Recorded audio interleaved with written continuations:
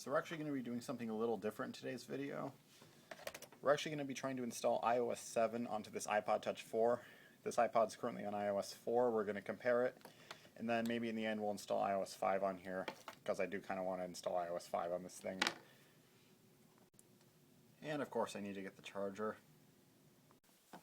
So now that we got this MacBook finally turned on, we'll go ahead and plug this iPod in.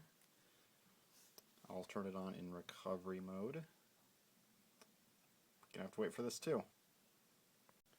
Alright, there we go. I got it into recovery mode. We should be good to try installing iOS 7 on here now. Failed to check for updates. Oh, there we go. Let's restore/downgrade. Other/tethered. Oh, I'm probably going to have to update this. I have to update Legacy iOS Kit probably. It literally just got updated 2 hours ago.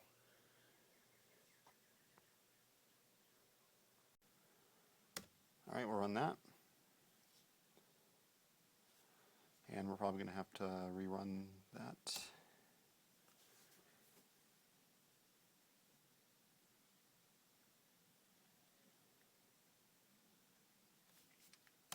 Guess we can run updates.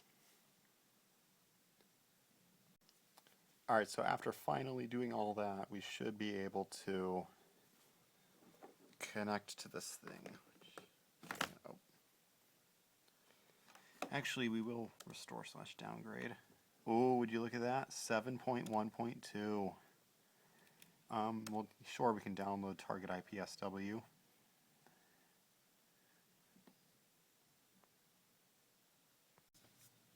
There's the file right there that we need. Now we need to get the base IPSW. Now that all that's done, we can hit Start Restore. Yes, we want a jailbreak. I'm not going to keep recording until we got the restore started, so I'm just going to cut back, and once we got the progress bar, I'll start recording again. Should be getting ready to start the restore any second now. It's doing a ton of stuff. Probably messing with all the files. Oh. That's the iOS 6 Apple logo. Don't know if my camera can pick that up, but that sure is. We'll see if that changes to iOS 7. Alright, we're about halfway through the first progress bar. Still no iOS 7 Apple logo. Okay, restore finished, but it's saying that I need to probably boot it within the Just Boot section. So let's go ahead and do that. Alright, let's see what happens here. Nothing on the screen yet, but it is in DFU mode. Oh, I see a backlight. Oh, we have line of text. Did I select a verbose boot? I don't think I did. Guess I do want to wait through this. I want to see if it'll start into iOS 7. I don't know if you can tell that, but that is indeed the iOS 7 Apple logo. I'd call that a success. I'm going to wait for this to start up, and then we'll take a look around the OS and see if it's worth keeping, because I am planning on trying to downgrade this to 5.1.1 at the end. This looks so wrong. While we wait for this to start up, I might as well just please the longtime viewers and see if the phones that I brought to Wisconsin 3 years ago still have the date and time. The answer is a resounding yes, even though that is way off. Here's another yes. This is the first phone I bought to review on this channel and what inspired me to start a collection. It's the same date and time as the other one. It's kind of weird. And this third one is another yes. I don't know why it says the same correct date and time. It is 11:53, but this one is correct. Good job, Casio GZ1 Ravine. I cannot believe that I have not removed the batteries in these in 3 years. But the iPod finished booting. Let's take a look at that now. You can tell that this is going to be a great experience. Oh, there we go. And we arrive at the very blurry looking iOS 7 home screen. There we go. I'll turn that brightness down. Oh, Control Center works. Turn that brightness all the way down. Yeah, there we go. As you can see, we now have iOS 7 on the iPod Touch 4. For the longest time, this was not possible. But just recently, this, along with the iPad 1, got iOS 7. 7.1.2. Yikes. I'm going to try and get this thing on the internet so we can test out the internet on this thing. Well, it hooked up with my internet just fine, and unlike Channel Ramble's video about this, Safari actually works on here. I'll Google myself.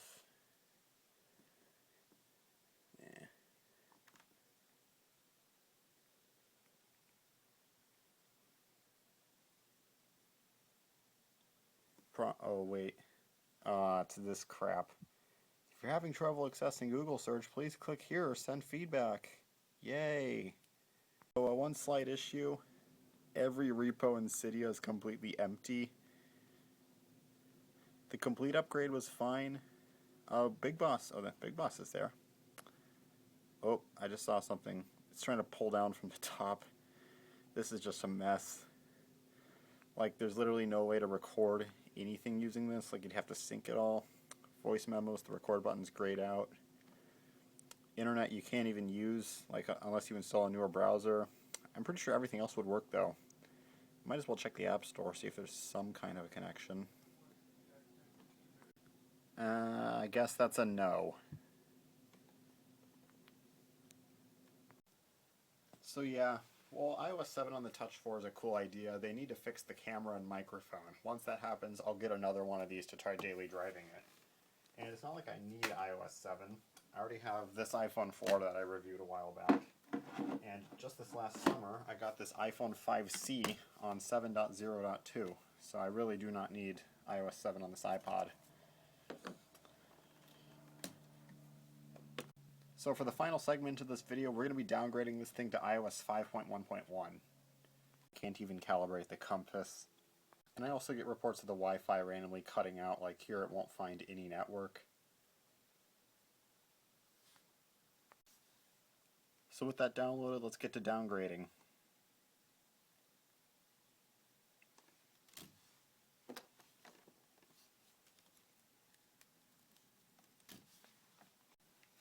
Alright, there we go, plugged back in, and it's telling me to connect to iTunes because iOS 7 was a tethered restore. Alright, with that we can start our restore. Yes, we do want a jailbreak. Yes, I have a 16 gig Mac.